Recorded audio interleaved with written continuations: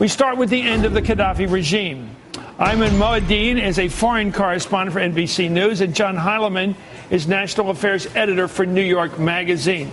Ayman, thank you so much. Just people need to be reminded and clarified. Why did we get involved in the whole Gaddafi overthrow?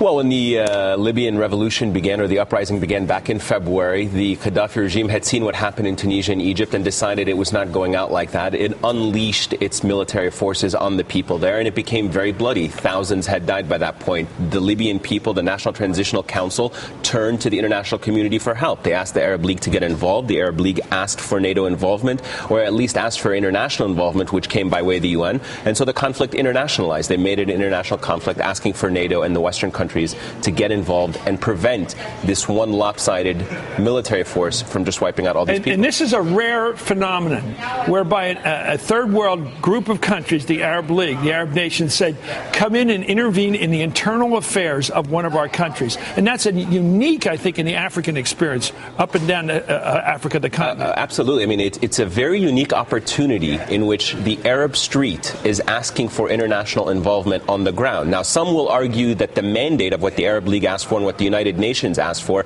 had been exceeded by NATO military involvement. But at the end of the day, what we saw was a convergence of interests that we had never seen before. The people on the streets of Libya, the people in the Arab world, wanted to see the U.S. involved to prevent this massacre from taking place. Gaddafi's gone. He's been a big part of our life going back to the 60s, right? And now, who is anybody in the world going to say the United States did the wrong thing by getting involved? I think the outcome is still too premature. No, they're not going to say that NATO's involvement now was wrong. What's going to matter is how the U.S. takes it from here. What kind of soft power, what kind of engagement the U.S. maintains with the National Transitional Council, with the people of Libya. Are they going to turn their back on them and leave them on their own and let the situation descend, as we've seen in other countries, Afghanistan and elsewhere? Or are they going to remain engaged and see this through all the way until a democratic process is set up? Let's talk about the morality of U.S. interests. Let's talk about the reality of U.S. interests. Americans don't like being killed. We certainly don't like our people being targeted, especially people in military uniform. This guy Gaddafi, who died today, killed Americans in a West Berlin disco on purpose, right? He supported terrorists that went out and killed our people on purpose. He had a plane blown up over Scotland with Americans, 189 aboard, on purpose. He is a killer of Americans, right? That's who Gaddafi was, among other things. Among other things, absolutely. Was he implicated in the killing of many of these Americans? Absolutely. Pan Am, Lockerbie, as well as the Berlin disco. Even though the judge in the Berlin disco said he wasn't personally involved, there's no doubt that since then, evidence has emerged that the Libyan government sanctioned this attack. But keep in mind, in recent years... So he fingered us. Yeah. He basically said kill Americans at some point in his reign. Well, in recent years, the American government actually was willing to turn its back on it. Keep in mind, Tony Blair... Well, I didn't. Let me just ask you. So when the American people watch this story tonight, let's look at it from a totally American point of view. Right. We watched the overthrow and killing of a guy who devoted a part of his career to killing us. He was our enemy. There's no doubt about it. And at the end of the day, that's why the American people will certainly welcome this news, or certainly should welcome this news. It came at a great cost for the Libyan people, but at the end of the day, it's beginning a new chapter in Libya in which the United States can benefit from, to have a country that is democratic, a country with a traditional amount of resources, but more importantly, one that can share the values of what Americans want, a democratic country, a pluralistic one, and perhaps one that can spring more democracies in the Middle East. This one was not an invasion, as we saw in Iraq. It was an organic movement by the Libyan people. Well, President Obama, of course, talked today at 2 o'clock Eastern about the victims and his comments today on Gaddafi's death. He did remind us of why we were there. Let's watch. For us here in the United States, we are reminded today of all those Americans that we lost at the hands of Gaddafi's terror.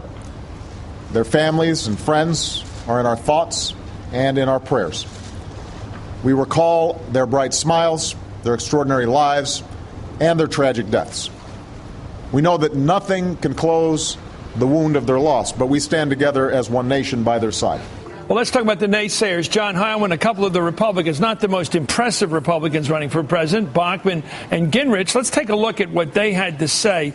Let's take a look at Gingrich in March of this year going after this whole mission, which was accomplished today. Do you think Muammar Gaddafi has to go as a result of this military intervention? I would not have intervened. I think there were a lot of other ways to affect Gaddafi. I think there are a lot of allies in the region that we could have worked with. I would not have used American and European forces. And here's Michelle Bachmann saying she thought the president was wrong to get involved in Libya in any way. And here she is back in March as well in Iowa. Let's watch. Now he has us engaged in yet another third Middle Eastern war. And so I think, talk about March Madness. Can anyone say Jimmy Carter? That is insane talk. I mean, the two wars she's talking about, 1 and 2, were started by President George W. She supported that, John, down the line. In every instance, there she is mocking President Obama for getting involved in a war indirectly from behind. Look, Chris, you correctly point out that those are not necessarily two of the most impressive of the Republican candidates, but there is an argument, and there was an argument at the time, not just on the crazy right, but in a lot of other places, that you could make the case that this was a dangerous mission to have undertaken, that the costs might have been proven to be too great. We can't argue backwards from the fact that it was successful to claim that it was necessarily a good idea in the first place. There are people who are going to say that America has imperial overstretch. It's added in the world too many, but we should be fighting fewer wars. That's a principal position on non-interventionist grounds, on financial grounds, on a lot of grounds. You could make that argument. Now, that's not an argument that's necessarily Why do they begin to make the argument when it's an Obama campaign? Yes, of course that there are many Republicans who are inconsistent on this point and supported previous wars by Republican presidents and now want to attack Barack Obama.